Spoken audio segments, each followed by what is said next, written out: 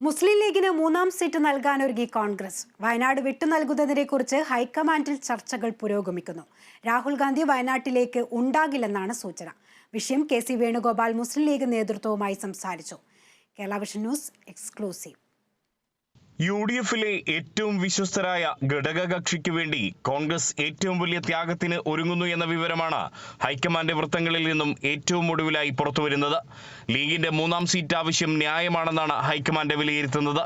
വരുന്ന ലോക്സഭാ തെരഞ്ഞെടുപ്പിൽ കേരളത്തിൽ തിരിച്ചടിയുണ്ടാവാതിരിക്കണമെങ്കിൽ ലീഗിനെ പിണക്കരുതെന്ന് ഹൈക്കമാൻഡിന് ബോധ്യമുണ്ട്.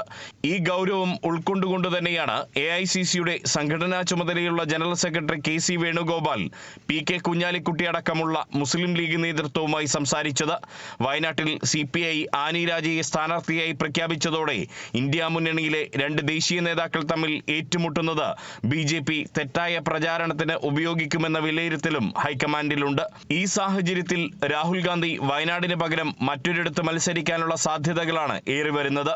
ഇതോടെ വയനാട് സീറ്റ് ലീഗിന് വിട്ടുനൽകുന്നതിനെ കുറിച്ചുള്ള ആലോചനകളാണ് ഹൈക്കമാൻഡിൽ ഇപ്പോൾ നടക്കുന്നത്. ലീഗിന് മൂന്നാം സീറ്റ് ലഭിക്കുമെന്നതിന്റെ സൂചനകൾ കിട്ടിയതിന്റെ സന്തോഷം സംസ്ഥാന ജനറൽ സെക്രട്ടറി PM.A. സലാമിന്റെ വാക്കുകളിൽ തന്നെ പ്രകടമായിരുന്നു.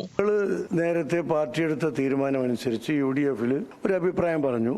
മറ്റ് കക്ഷികൾ ആലോചിച്ചിട്ട് അഭിപ്രായം പറയാമെന്നും പറഞ്ഞു, പ്രത്യേകിച്ച് കോൺഗ്രസ്. അപ്പോൾ അതിലെ സംബന്ധിച്ച് രണ്ടു കൂട്ടരും ചർച്ച ചെയ്തുകൊണ്ടിരിക്കുകയാണ്. നാളെ കോൺഗ്രസും മുസ്ലിം ലീഗും തമ്മിലുള്ള ഉഭയകക്ഷി ചർച്ചയുണ്ട്. അതിൽ തീരുമാനമാകും എന്ന് തന്നെയാണ് ഞങ്ങളുടെ വിശ്വാസം. കിട്ടണമല്ലോ, ഞങ്ങൾ ചോദിച്ചിട്ടുണ്ട്, അവർ പ്രയാസം പറഞ്ഞിട്ടുണ്ട്. എന്തെങ്കിലും ഒരു പോം വഴി കണ്ടെത്തൂലേ? ഞങ്ങൾ മുന്നണിയല്ലേ, അംഗീകരിക്കാത്ത ഒരു പ്രശ്നം ഉണ്ടാവില്ല എന്നാണ് ഞങ്ങളുടെ വിശ്വാസം. രാഹുൽ ഗാന്ധി വയനാട്ടിൽ മത്സരിക്കാതെ സീറ്റ് നൽകുന്ന കാര്യം ലീഗ് എങ്ങനെ എടുക്കുമെന്നതും പ്രസക്തമാണ്.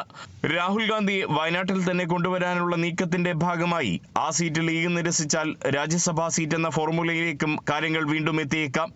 എന്തായാലും ലീഗിനെ പിണക്കാതെയുള്ള തീരുമാനമായിരിക്കും ഹൈക്കമാൻഡിന്റെ ഭാഗത്തു നിന്നും നാളെ ഉണ്ടാവുക. ഇക്കാര്യത്തിൽ നാളെ വൈകിട്ട് അന്തിമ തീരുമാനം അറിയാൻ കഴിയും. Riyas KMR, Kerala vision news, Kozhikode.